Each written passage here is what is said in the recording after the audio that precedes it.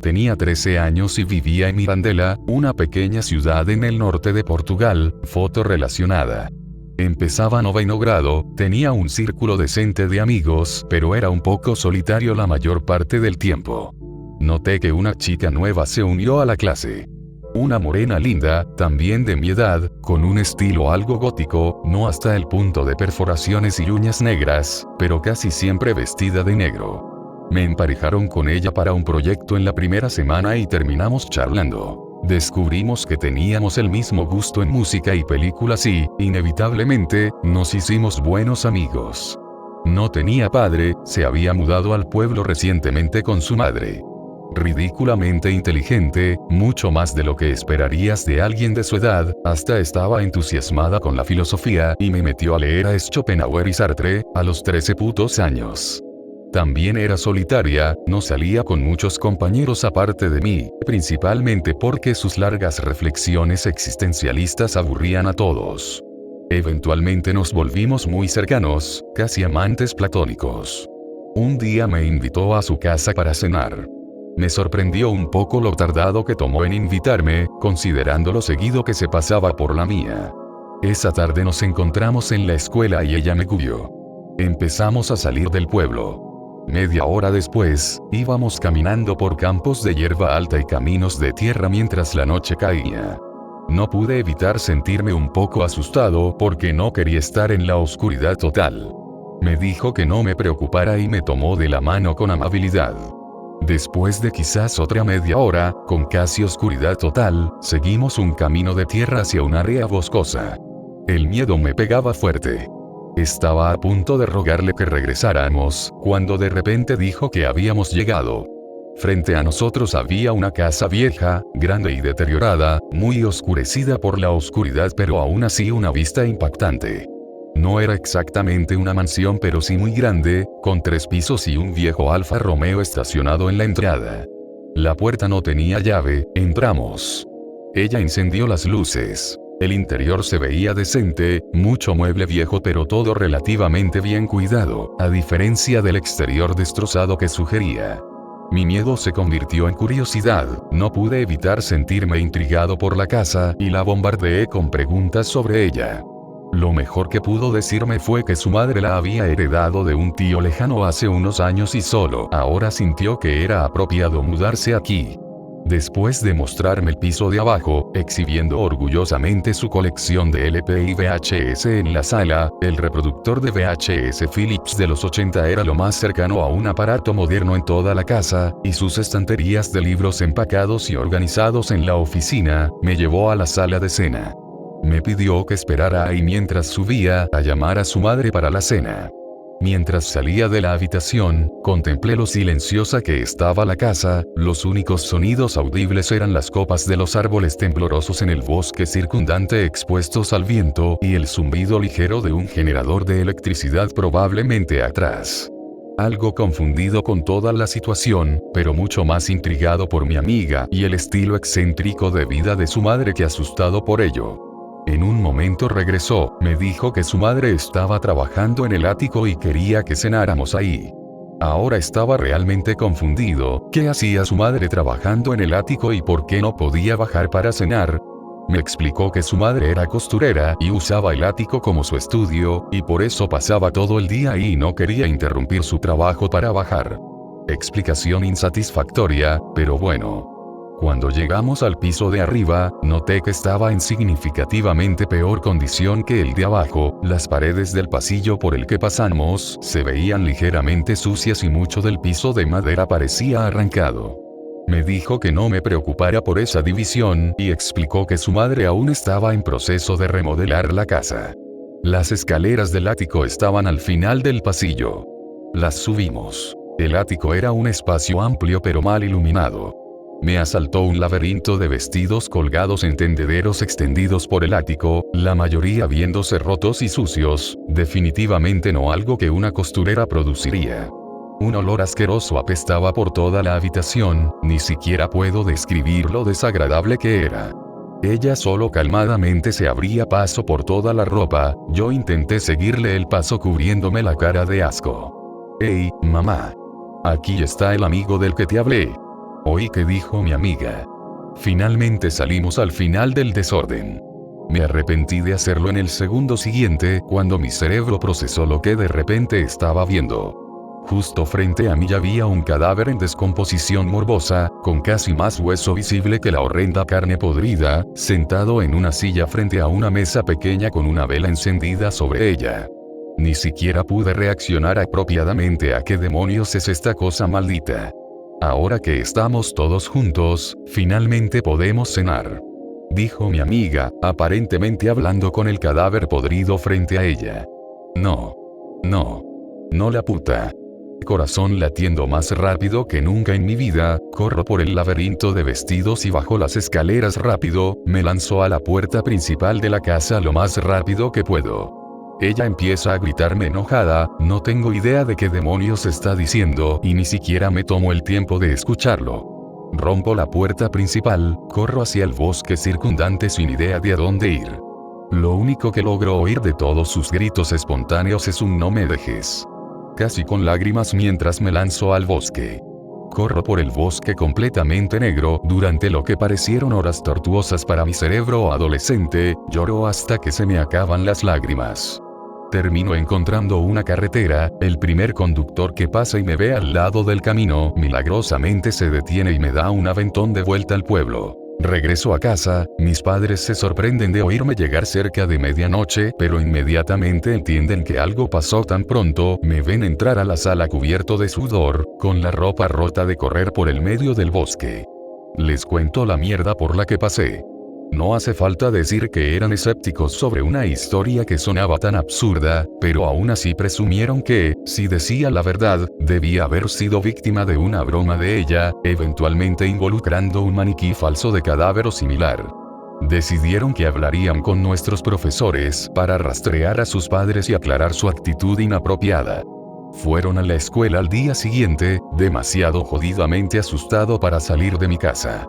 Y al mismo tiempo, yo estaba aterrorizado de estar en mi casa dado que ella sabía dónde vivía, la había invitado a menudo. Invité al amigo más fornido que tenía en ese momento bajo la paranoia de que apareciera. Mis padres regresaron, me dijeron que ella se había registrado en la escuela por su madre durante las vacaciones de verano tempranas. La administración de la escuela no había podido contactar a la madre desde entonces, no contestaba llamadas y, dado que nadie entendía dónde estaba ubicada su dirección, todas las cartas regresaron al remitente. Dado los problemas que causaba la falta de contacto con su madre, intentaron llamar a la chica para aclarar todo en ese momento exacto, pero ella faltaba a clases. Y así faltó el resto de la semana. Y así faltó la semana siguiente. Y así faltó el resto del mes. Me invadió una niebla de autocompasión y una preocupación legítima por ella. Por un lado, mi mente juvenil no podía evitar imaginar que podría estar planeando algo, por el otro, estaba seriamente preocupado por ella y temía que podría haberle pasado a esa pobre lunática desesperada. Intentamos presentar un reporte de persona desaparecida a la policía, pero no teníamos su foto, apenas conocíamos a alguien que hablara con ella y aún no podíamos contactar a su madre, terminó siendo inútil cuando no teníamos más que su nombre para probar que existía. Nunca se oyó de ella de nuevo. Ha pasado casi una década desde que eso pasó. Algunos años después me mudé a la capital, Lisboa, pero aún voy al norte a menudo para visitar a mi familia y todavía conozco ese pueblo como la palma de mi mano. Y todavía no tengo idea de dónde está esa maldita casa de terror.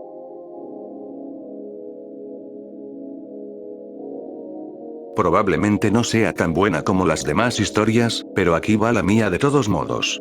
Es una de las razones por las que empecé a creer en lo paranormal. Tengo 17 años, es 1993, estoy en el medio de Nebraska, cerca de las Sandhills. Acabamos de pasar la Navidad en la granja de mis abuelos, en medio de la nada, como que el vecino más cercano estaba a una milla de distancia, esa clase de nada. La Navidad estuvo genial ahí. Reunimos a toda la familia extendida, éramos como 40 personas en la casa intercambiando regalos, cantando canciones y haciendo el tipo de cosas que la gente blanca hacía en las granjas de Estados Unidos en los 90. Todos se van a casa menos yo. Mis abuelos eran muy mayores y mi abuelo apenas podía caminar. Mi abuela podía caminar, pero era más bien un arrastrar de pies y no podía subir escaleras. La familia necesitaba que me quedara una semana cuidando a mis abuelos. Genial, sin problema. Quiero a los ancianos y quiero a mis abuelos. Mis abuelos se van a dormir. Subo a acostarme, pero no estoy cansado. Me quedo escuchando mi reproductor de casetes, así escuchábamos música antes de las computadoras y los MP3. Escucho Nevermind de Nirvana e intento dormir. Estoy muy feliz porque amaba la soledad de la granja de mis abuelos y amaba a mi familia. Estaba disfrutando de los sentimientos que dejaron todas las personas en la casa. Escucho a alguien subir las escaleras, pero no le doy importancia porque todo el día hubo gente subiendo y bajando. Esta persona abre la puerta del ático y entra. De repente, me cae el 20. Mierda en mis pantalones. JPG. Soy la única persona en esta casa que puede subir escaleras. Santo cielo. Alguien entró a la fuerza. Mi abuela me enseñó a ser valiente.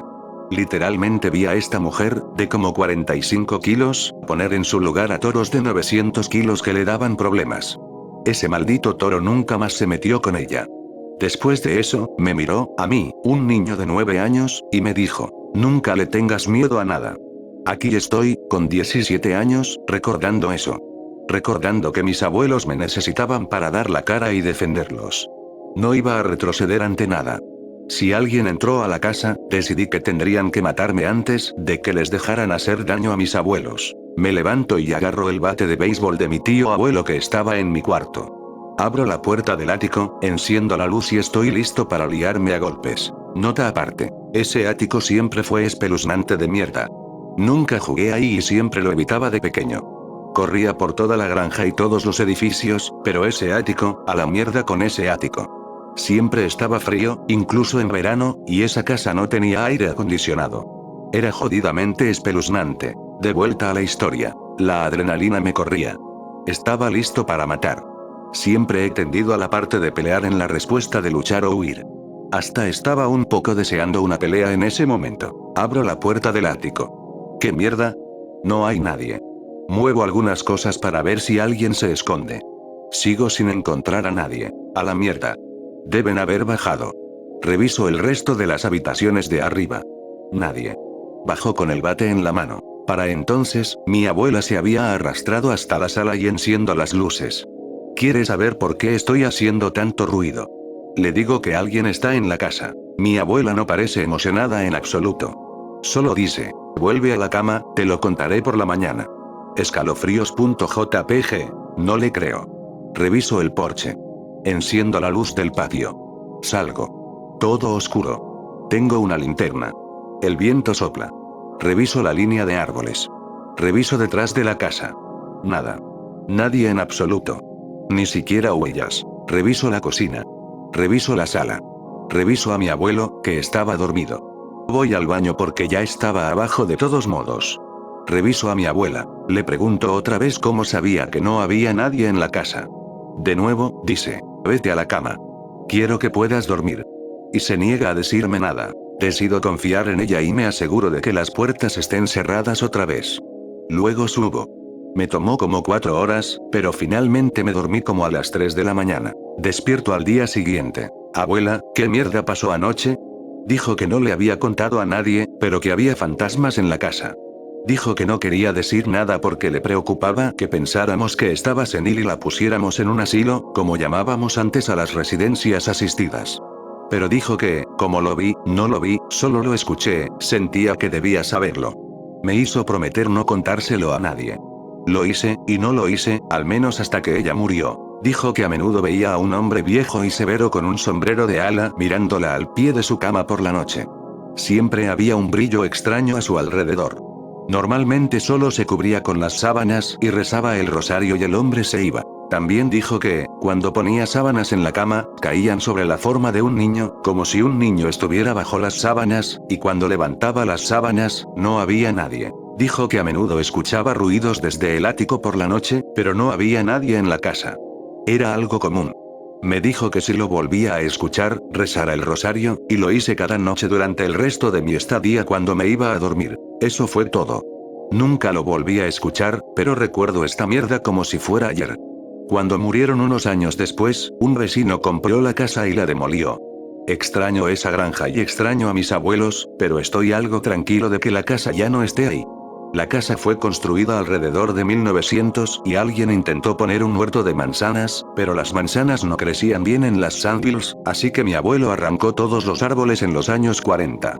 Sé que el primer hijo de mis abuelos, mi tía mayor, murió en esa casa cuando tenía 2 años. Creo que el niño que mi abuela veía era ella. El viejo, creo que era un tipo que se suicidó en una propiedad vecina durante la Gran Depresión. Mis abuelos encontraron su cuerpo. Eventualmente compraron su granja y la hicieron parte de la suya, pero su casa seguía estando bastante cerca de la de ellos. La usaban para almacenamiento. El fantasma del viejo también podría haber sido el tipo que construyó la casa y plantó el huerto a principios del siglo.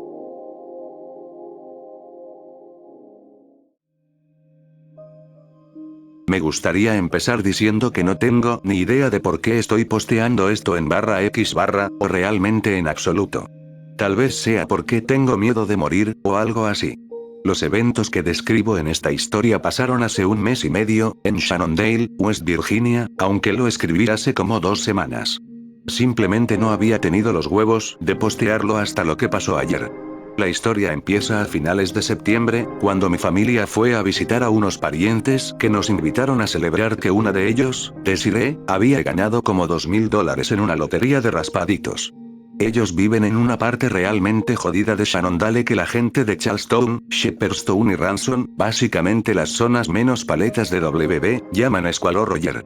Está bien arriba en la montaña y es exactamente como todos se lo imaginan cuando lo escuchan. Nada más que chozas destartaladas, remolques oxidados reconstruidos, todo cubierto con decoraciones navideñas de hace décadas porque están demasiado ocupados siendo rednecks apestosos como para limpiar nada. Una mierda tipo Deliverance, solo que sin ríos ni canoas. Los parientes que estábamos visitando son confirmados endogámicos, primos follándose entre sí. No los llamamos tía, tío ni nada de eso, solo parientes. No es que sean malas personas, simplemente son estereotipos de hillbillies caricaturescos y deprimentes. Así que bueno, estamos en este remolque maldito, y apesta. Son como 8 de ellos, más yo, mi papá, mi mamá y mi hermana. Como a las 2 horas, mi mamá me quita el celular para que me enfoque en el tiempo en familia, lo cual es una mierda, porque todo lo que hicimos fue comer cenas congeladas y ver NASCAR a la fuerza. Después de como 6 horas de esa mierda, justo 10 minutos antes de que nos fuéramos, empieza a llover. Sabemos lo traicioneras que pueden ser las carreteras allá arriba en la montaña, así que decidimos esperar a que se calmara. Avanza 2 horas, está jodidamente oscuro, 10 de la noche, y hay una alerta de inundación en la zona. Para entonces ya me habían devuelto el celular, sin señal, obviamente, y estaba jugando Tetris y Texas Hold'em y esas cosas, cuando de repente escucho que mi papá empieza a perder la cabeza en la otra habitación. Voy a ver, y resulta que se les escapó que habían enterrado a su hijo, Thomas, afuera, y aparentemente tenían miedo de que la lluvia sacara el cuerpo o alguna mierda así. El niño tenía como 6 años, lo atacó un perro, y nunca llamaron a la policía. Simplemente lo enterraron como si fuera una mascota. Mi papá estaba flipando, con toda la razón, porque, ya saben, vivimos en el siglo XXI y todo eso. Pero nuestros parientes dijeron que lo arreglarían todo por la mañana. Mis padres nos dijeron a mí y a mi hermana que nos quedáramos con ellos en la misma habitación durante la noche, y lo hicimos. Ninguno de nosotros sospechaba que lo hubieran matado ni nada, porque eran gente pacífica. Ni siquiera tenían armas, salvo una escopeta antigua de 2 cañones que tenían en la repisa. Aún así, estábamos cagados, y teníamos la intención de avisar a la policía en la mañana, en cuanto llegáramos al pueblo. Eran como las 3 de la mañana y yo no podía dormir. La luz se había ido como 5 veces y no podía cargar mi teléfono muerto. Lo peor era que desde la ventana podía ver la pequeña tumba de Thomas. Tenía una cruz encima y todo, y asumía que no lo habían enterrado muy profundo, ya que estaban tan preocupados de que la lluvia lo sacara. Así que me quedé fijado en eso. No podía dejar de mirar hacia afuera. Y entonces vi la peor puta cosa de mi vida. Algo se arrastraba entre los árboles hacia la casa. Lo observé un rato, pero no podía verlo bien porque estaba lloviendo y el follaje era muy espeso. Durante unos minutos asumí que eran 2 caballos muy pálidos, caminando juntos por el bosque. Pero luego entró a la luz de la luna, y vi que era una sola cosa, como un torso humano, pero más ancho. Finalmente salió por completo a la vista, y vi que tenía como 6 patas, algo entre las de un escarabajo y las de un caballo. 2 brazos, donde normalmente los tendría un humano, pero más largos, como medio pie más largos que los de un hombre normal. Tenía la cabeza calva, pero la cara parecía una especie de máscara rara, como de baile de máscaras. Tenía la frente fruncida y apretada, y una nariz que parecía un pico de cuervo o de cuervo grande. No tenía ojos, solo depresiones donde deberían ir. Sí parecía tener una boca humana, debajo del apéndice del pico. Lo que aún me impacta hasta hoy es que parecía tener un pene también, justo en el abdomen, donde lo tendría una persona normal. La cosa se movía de una forma como elegante, y hacía un ruido suave, un tum tum cuando avanzaba. Debía medir como 2,20 m o 2,40 m, pero sonaba como si pesara apenas unos 70 kilos. Empieza a caminar hacia la tumba de Thomas, y yo por fin salgo del trance en el que estaba y grito. Mi mamá fue la primera en despertar, y le digo que mire por la ventana. Se acerca y no parece entender qué estaba viendo. Después de un minuto, la cosa se agacha y empieza a escarbar en la tumba con las manos. Mi papá y Jasper entran corriendo, y Jasper pierde la cabeza. Grita como una niña, sale corriendo de la habitación llamando a su padre, gritando, «Está afuera, vino y está afuera». Miro de nuevo y veo que la cosa está cavando furiosamente, levantando montones de tierra. Escucho pasos corriendo por la casa, creo que buscaban la escopeta. La cosa mete la mano en el hoyo y saca lo que supongo era el cuerpo de Thomas, agarrándolo por la pierna con una sola mano. El ser como que galopa de regreso al bosque, rompiendo ramas y todo eso, y entonces es cuando todos lo escuchamos. Un niño llorando. El sonido de un niño sollozando y llorando, desde la dirección por donde la cosa se fue. Nos fuimos tan pronto como la lluvia se calmó, como a las 5 am. Ni siquiera creo que le dijéramos nada a los de la casa. Manejamos directo de regreso a Ransom, solo parando para cargar gasolina. Nadie dijo una sola palabra. Mi familia se rehúsa a hablar de lo que pasó. Intenté mencionarlo una vez, solo para asegurarme de que fue real. Mi papá me dijo que me callara la puta boca, así que lo hice. Escribí esto como 3 semanas después de que pasó, pero lo guardé en un archivo de blog de notas y lo dejé. Nunca se lo mencioné a ninguno de mis amigos ni nada, simplemente traté de borrarlo de mi mente, emborrachándome hasta el culo cada vez que me venían esos pensamientos. Y en su mayoría funcionó, hasta ayer. Verán, trabajo en una gasolinera en Ransom, de 8 p.m. a 3 am. Estoy en la caja, mantengo el lugar limpio y saco la basura. Ayer, cuando estaba llevando las bolsas de basura a la parte trasera del edificio para que el tipo del turno de la mañana se encargara, escuché lo que pensé que era un yonki hurgando en el contenedor. Le grité un par de veces para que se largara antes de que llamara a la policía. Pero mientras caminaba hacia donde venía el ruido, de repente escuché esos mismos pasos. Ese suave tump tump. Pezuñas o pies, o lo que coño fueran. Me di la vuelta al instante y regresé a la tienda, y me escondí detrás del mostrador. Miro el monitor de seguridad y veo movimiento justo fuera de cámara, algo enorme proyectando una sombra y moviéndose. Alcancé a ver un codo o algo. Un miembro pálido entrando y saliendo de la vista. Tenía que ser la misma cosa. Esperé a que se fuera, y después de un rato, se fue. Me desperté detrás del mostrador a las 6 de la mañana con mi jefe, dándome una mirada como si fuera un adicto o algo. Fui a casa, escribí el resto de esto. Y eso es todo. Aquí va uno sobre la madrastra loca y abusiva de mi abuela. Mi abuela es una mujer diminuta, de como 1,47, es la persona más amable que conozco, compasiva y humildísima. Mi mamá siempre me dice que eso es porque creció con una madrastra literalmente malvada, la describían como mala, mi madre también creció con ella. Un día le pregunto a mi abuela sobre eso y me cuenta que su madrastra era muy abusiva. Al parecer, el padre de mi abuela viajaba por trabajo y se iba semanas enteras. Durante esas ausencias, la madrastra la hacía pasar un infierno. Mi abuela procede a contarme lo siguiente. Cuando ella era aún una niña, la madrastra le dijo que tenía una cabeza cercenada, escondida en algún lado. Esa cabeza podía hablar, y le contaba secretos. La madrastra le dijo a mi abuela que si alguna vez mentía o se portaba mal, la cabeza la delataría. Naturalmente, la niña creció con miedo de hacer cualquier cosa mala. La madrastra le pedía hacer las cosas más dementes y mi abuela las hacía sin rechistar. Un ejemplo que me contó es que la madrastra le pidió que caminara 10 millas hasta un arroyo para traer agua en un pequeño recipiente. La madrastra puso unas reglas. Mi abuela no podía poner el recipiente con agua en ningún sitio, no podía beber de esa agua y tampoco podía llevarse agua propia. Básicamente la obligó a caminar 10 millas bajo un calor infernal, y luego otras 10 de vuelta, sin agua y sin poder apoyarse, porque apoyarlo sería poner el recipiente. Y todo eso por un poco de agua, aunque tenían un pozo detrás de la casa. La madrastra siempre estaba esperando junto al pozo para cuando la niña volviera. A veces la golpeaba, a veces no, y daba igual lo perfecto que mi abuela siguiera las instrucciones.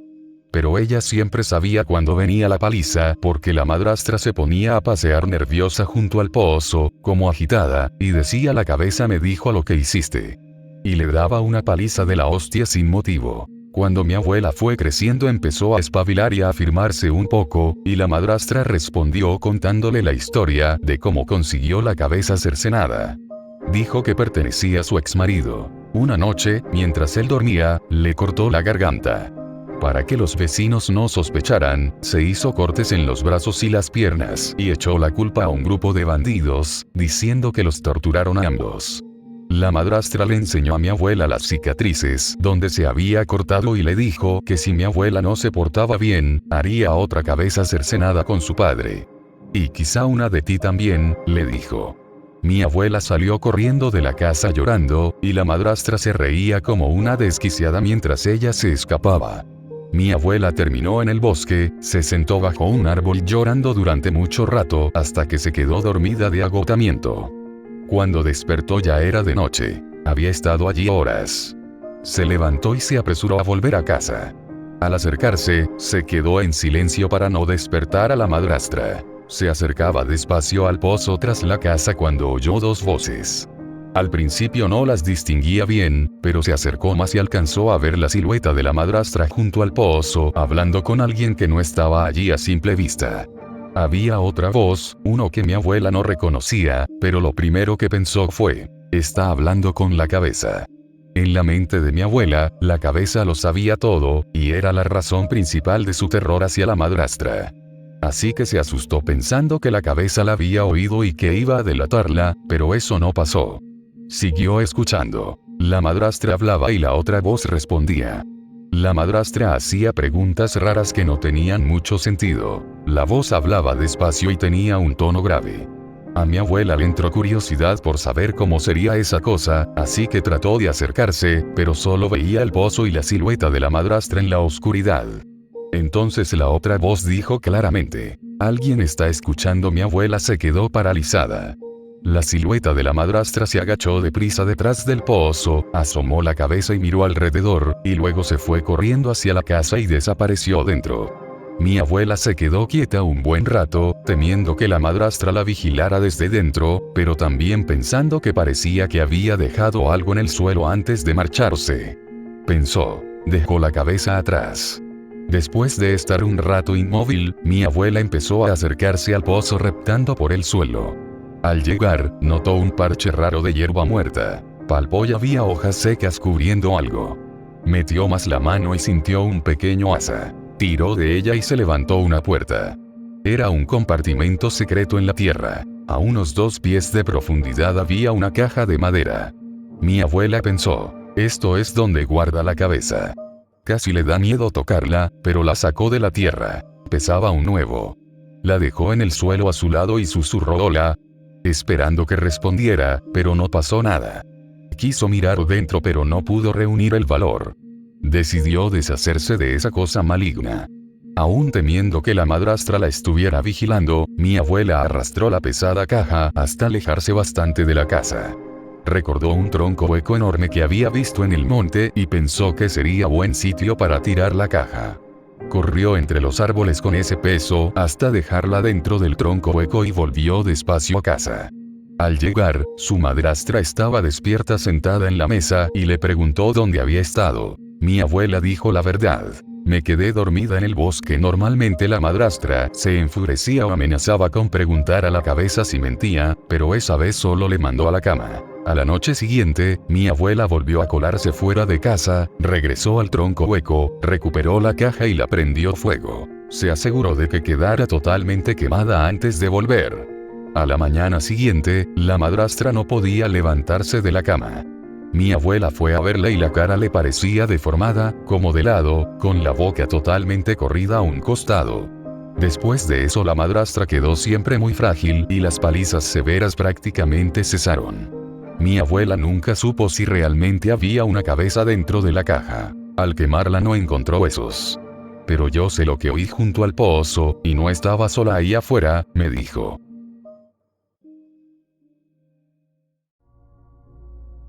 Soy una madre soltera con un hijo de 5 años. Mi esposo murió hace 3 años, aplastado por una máquina en el trabajo. Con el dinero de la indemnización, compré una casa victoriana convertida en un edificio de 4 departamentos.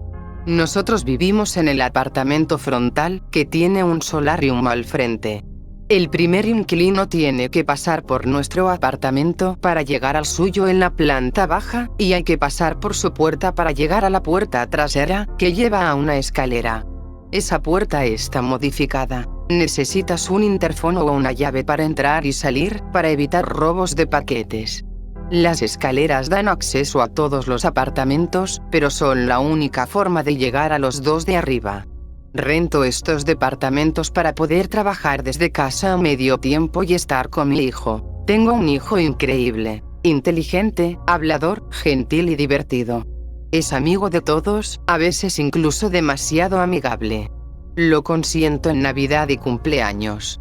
Su abuelo por parte de su papá viene disfrazado de Santa Claus cada Navidad, y a mi hijo le encantan esas visitas. En diciembre, habla de Santa todo el tiempo. Este año, empezó a hablar de la señora Claus, lo cual me pareció raro. Esperaba que lo dejara de lado para no tener que buscar una señora Claus para que viniera también. Tenemos una rutina matutina. Desayuno, baño, y luego lo pongo a jugar en el solarium 1 o 2 horas mientras trabajo en la sala de estar contigua. Ese día, lo escuché hablar mucho, como si estuviera teniendo una conversación. Fui a verlo, y nuestro perro, un tonto, me siguió al solarium. De repente, se volvió loco, corrió a la ventana ladrando y perdiendo la cabeza, como si hubiera visto al diablo. No es típico de él. Pensé que tal vez era un conejo o algo. Mi hijo dijo que era la señora Claus que vino a visitar. Está bien, pequeño raro, dije, y volví a mi trabajo. Pero el perro no quiso venir conmigo. No se separó de mi hijo. 2 veces más escuché al perro ladrar y volverse loco en la ventana. La gente pasa por el solarium todo el tiempo para ir a la parte trasera, y él está acostumbrado, así que no entendía por qué estaba tan alterado. Entonces escuché un fuerte estruendo. Mi hijo empezó a llorar, y el perro estaba perdiendo la cabeza. Corrí al solarium. No había nadie alrededor. El perro seguía enloqueciendo en la ventana, y mi hijo también, diciendo cosas como la señora Claus le tiró una piedra al perro. La señora Claus es mala. Lo llevé a otra habitación e intenté entender qué vio, si es que vio algo. Dijo que no podía contarme sobre la señora Claus, porque entonces la magia de Navidad no funcionaría y Santa no vendría. Mencionó que ella le habló de su magia, le ofreció dulces e hizo magia. Sonaba como un juego de imaginación, pero aún así llamé al abuelo para que viniera a pasar el resto del día con nosotros. Se fue esa noche, pero el perro no dejó de pasearse por la casa. A la mañana siguiente, seguimos la rutina, pero pedí a mi hijo que se quedara en la sala conmigo. El perro estaba jugando en el patio trasero. Unos 30 minutos después, fui a buscarlo. Estaba muerto, con espuma saliendo de su boca. No tenía nada malo externamente. Mi hijo no estaba bien. El veterinario dijo que costaría mucho dinero hacer pruebas y una autopsia para saber por qué murió. Era un perro de raza grande de 7 años, y el veterinario dijo que probablemente fue algo natural. Igual fue trágico.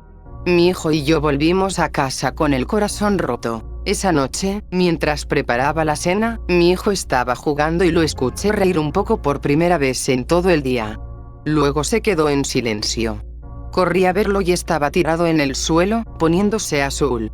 Llamé al 911 y fuimos al hospital.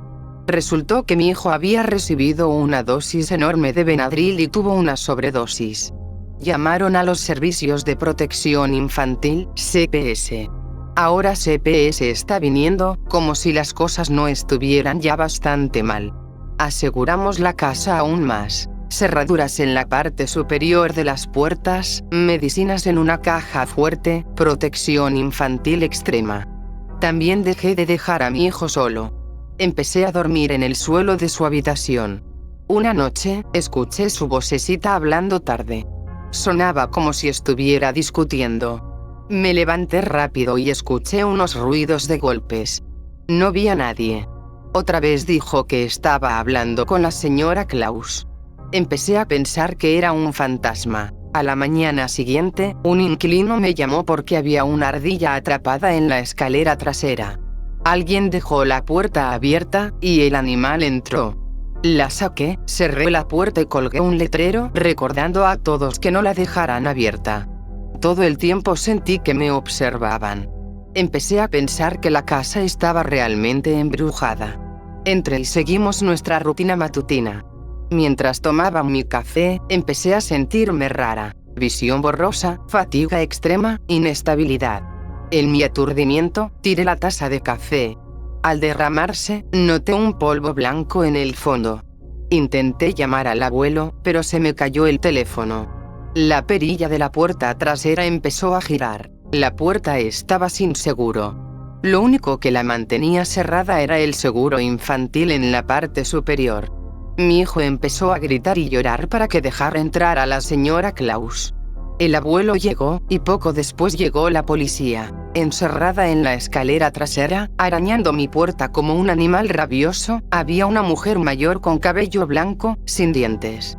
Era flaca, demacrada y olía a mierda, claramente sin hogar, pero con cabello blanco y rizado y gafas redondas con armazón de alambre. En los arbustos alrededor de la casa, la policía encontró botellas vacías de Benadryl, un taburete, mantas, latas de comida y toneladas de basura. Esta mujer había estado durmiendo fuera de mi casa, hablando con mi hijo, convenciéndolo de hacer cosas, incluso arrojándole cosas por encima de la cerca o por las ventanas abiertas. Había convencido a mi hijo de echar un polvo en mi café esa mañana y de abrir la puerta trasera. Un inquilino la había dejado entrar por error, y ella dejó la puerta abierta para volver después. Regresó y se escondió. Probablemente me vio perseguir a la ardilla y colgar los letreros.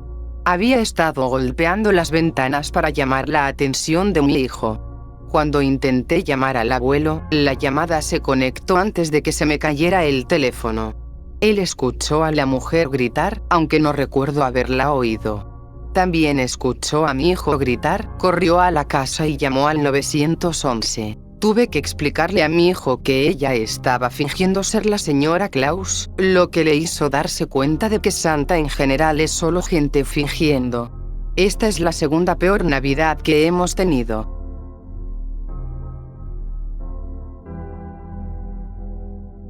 Después del fin de la Guerra Fría, los esfuerzos de Estados Unidos en la exploración espacial rápidamente disminuyeron.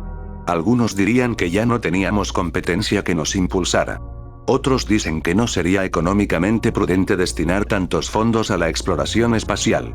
Pero yo sé la verdadera razón por la que los ojos del tío Sam se alejaron de las estrellas, y no tiene nada que ver con dinero. Ya no exploramos los astros porque descubrimos una verdad que no podemos soportar. Mi nombre es Kurt Ellenwood, ingeniero de comunicaciones de la última misión tripulada a la Luna realizada por la NASA, Apolo 19. Así es, 19. Después de la misión final del programa Apolo, hubo 2 misiones más que se mantuvieron en secreto para el público, y con buena razón. Solo sé lo que mis superiores me dijeron sobre la misión 18, pero según entiendo, el objetivo era explorar el lado oculto de la Luna. Se encontraron estructuras metálicas circulares, cada una de aproximadamente medio kilómetro de diámetro y 18 pies de altura, dispuestas en un patrón circular alrededor de un gran espiral central. Las estructuras no tenían ningún tipo de entrada y los astronautas no estaban equipados para forzarla. Era necesaria otra misión para forzar la entrada e investigar el interior de las estructuras para discernir su origen y propósito. Eso es todo lo que me dijeron sobre Apolo 18. Los detalles siguientes los presencié en los vídeos y transmisiones de audio que recibimos de los astronautas de Apolo 19. La comunicación por radio con el lado oculto de la Luna es difícil. Necesitábamos mantener el transbordador en una órbita lunar sincrónica alta con la Tierra para poder usarlo como repetidor de señales. Debido a complicaciones, durante la primera hora tras el aterrizaje solo tuvimos comunicación de audio, aunque no habría mucho que ver. La primera hora consistió principalmente en preparativos, trayecto y charla ligera entre los dos astronautas mientras recorrían los 2 kilómetros entre la estructura más cercana y el lugar donde había aterrizado el módulo. Nos dijeron sus nombres, John y Tom, aunque dudo que fueran sus verdaderos nombres.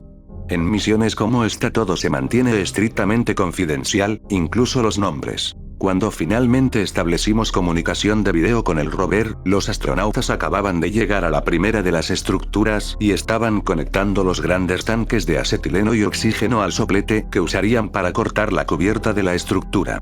Desde donde estaba estacionado el rover, la cámara tenía una buena vista del área de trabajo, del espiral y de otra de las estructuras circulares en la distancia. Me quedé asombrado con lo que veía en la transmisión. No me habían dicho nada sobre su apariencia más allá de sus dimensiones físicas, pero nunca esperé que fueran tan perfectas. Había especulado que quizá los rusos las construyeron, pero al verlas ahora sabía que no podían ser de origen humano. Eran del negro más absoluto imaginable, tan negro como el espacio mismo, perfectamente lisas y sin rasgos. Era difícil distinguir dónde terminaban los edificios y comenzaba el espacio, salvo por el espiral. No era diferente de las otras estructuras, igual de negro, igual de liso, pero destacaba de alguna manera, es difícil de explicar. Había una especie de distorsión a su alrededor, extremadamente sutil, apenas perceptible, pero suficiente para hacer que destacara en la negrura. Me recordaba a ver el calor subir del pavimento en un caluroso día de verano, pero eso no podía ser, la luna no tiene atmósfera para distorsionar nada. El espiral hacía sentir incómodos a los hombres. Intentaban mantenerlo fuera de su línea de visión mientras trabajaban. Decían que parecía estar sufriendo. Algunos de mis compañeros que miraban la transmisión coincidían. Mientras Tom intentaba cortar el extraño metal negro, John tomaba lecturas del entorno y de la estructura. El metal no emitía calor, ni siquiera cerca del soplete, y era completamente invisible para la detección por radio. Más tarde se especuló que absorbía todas las frecuencias electromagnéticas, incluida la luz visible, lo que explicaría su negro absoluto. No se detectó radiación inusual, salvo del lado que daba al espiral. John tuvo la desafortunada experiencia de descubrirlo de primera mano en lugar de con su detector de radiación. La enfermedad por radiación es terrible, especialmente cuando el único lugar para vomitar es dentro del casco. Las lecturas estaban muy por encima del límite letal. Si el traje espacial no hubiera sido altamente aislante, John habría muerto. John se recostó en el suelo hasta recuperarse lo suficiente para regresar al rover. Para entonces, Tom apenas había avanzado con el soplete. Justo cuando logró perforar la cubierta, la visión de la cámara se volvió blanca. Al principio pensamos que era reflejo del sol, pero luego escuchamos a Tom gritar sobre un fuego. Del pequeño agujero que había hecho salía un chorro de llamas blancas de casi 2 metros de largo, tan brillante que cegó la cámara a 10 metros de distancia. Poco después, ambos empezaron a gritar sobre voces. Ni la cámara ni las comunicaciones captaban otra cosa más que los gritos de los astronautas. La cámara recuperó la visión cuando el chorro de fuego comenzó a cortarse y cambió a un color azul brillante. Intentamos calmarlos, pero solo gritaban y suplicaban por ellos. Antes de que pudiéramos preguntar a quién se referían, todo quedó en silencio. Algo estaba ocurriendo. La estructura se estaba abriendo. No había puerta, pero parte de la pared se abrió, y lo que salió fue aterrador. Medía unos 4 metros, humanoide, con piel gris escamosa. Las escamas de su espalda y piernas sobresalían, largas y finas, casi como púas cortas. Sus piernas tenían 3 articulaciones bajo la cadera y terminaban en algo entre pezuña y garra. Apenas pude observar antes de que se lanzara sobre los astronautas. Dios, era rápido. No creo que Tom lo viera antes de que aplastara su cabeza contra la estructura. John apenas comenzaba a rodear la estructura cuando la bestia emergió y avanzó hacia él. Logró correr unos pocos cientos de metros, justo lo suficiente para que la curva del edificio bloqueara la cámara de su vista. Gracias a eso, no sé qué le hizo, pero los gritos por la radio dejaban claro que la bestia se tomaba su tiempo. La criatura alienígena regresó al agujero y examinó el soplete antes de hundir sus garras en el metal y cerrar la abertura. El fuego no parecía afectarle. Luego se dirigió al rover y, al ajustar la cámara, comenzó a examinarla más de cerca. Antes de retirarla de su soporte, logramos ver su cabeza. Tenía cuernos y un rostro largo, similar al de una cabra pero más grande. No tenía mejillas, nariz ni orejas. Sus dientes eran largos, puntiagudos y desiguales. No parecía capaz de cerrar completamente la mandíbula. Tenía una fila de 2 ojos a cada lado, profundos en sus cuencas, que eran extrañamente humanos. Poco después de cortar la transmisión, la nave fue llamada de regreso y la misión terminó. Durante la sesión de debriefing nos dijeron que las voces que los hombres oyeron eran alucinaciones por la radiación, y que cualquier intento de contacto con la criatura había fallado. Nuestros científicos especularon que las estructuras absorbían energía electromagnética para alimentar un reactor de fusión o tecnología desconocida, transmitiendo energía al espiral y a través del espacio en forma de rayos de radiación gamma. No se sabía por qué eligieron la Luna ni cuánto tiempo llevaban allí, pero se consideraba improbable que los alienígenas representaran un peligro para la humanidad mientras no interfirieran. Nadie lo creía, ni siquiera los científicos. No tenía sentido. Si necesitaban luz y ondas de radio, ¿por qué construirlo en la Luna? ¿Por qué no en Venus, Mercurio o sus propios satélites? No sé hacia dónde enviaban la energía ni por qué la Tierra era el objetivo. Todos vimos los rostros en la llama. No escuchamos las voces suplicando en la radio porque no hablaban a los hombres, sino a algo más. Creo que estos seres han estado en la Luna más tiempo del que podemos imaginar. A lo largo de la historia, lo que se ha descrito con cuerpo humano y cuernos de cabra podría estar relacionado con ellos. Tal vez estoy pensando demasiado, pero está claro que nos equivocamos al creer que explorábamos los cielos.